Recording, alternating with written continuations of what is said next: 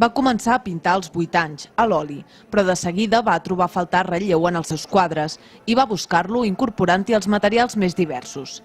Tot aquest autoaprenentatge ha fet de Josep Càrceles un especialista en volums, formes i estructures.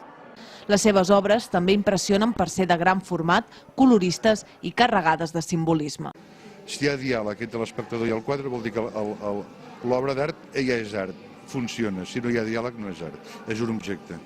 Cada element que poso en els quadres tenen el seu significat perquè l'espectador pugui veure què és el que he volgut dir amb cada quadre. Cada quadre té un missatge. El símbol del cercle, el cercle és eternitat, un cubo és la divinitat, després quan hi ha 3 cubos junts representa la trinitat, 3 objectes, quan hi ha mitja circunferència representa el cicle de la vida. És el primer cop que Càrceles exposa a Malgrat, al seu poble, i ha portat les últimes obres, com la sèrie Caos o la música del cosmos, però també tota una retrospectiva del que ha fet des de finals dels anys 80 fins ara.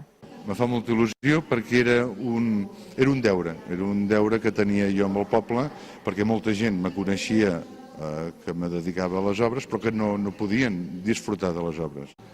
I aquí la capella és perfecta perquè hi hagi aquesta comunió entre l'obra d'art i l'espectador. El pintor reclama que la capella es mantingui com a espai d'exposicions. És que aquest edifici és fenomenal, fantàstic. Tenim la sort en el poble de disfrutar d'un espai com aquest en el centre del poble.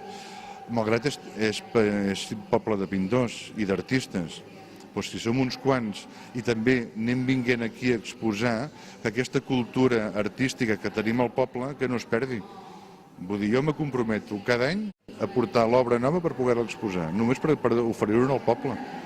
Si tots fem el mateix, podrem salvar, diguem-ho així, un espai molt adient com és aquest per poder exposar. L'exposició de Josep Càrceles es podrà visitar a la capella de l'antic Hospital de Malgrat de Mar fins al dia 7 d'agost.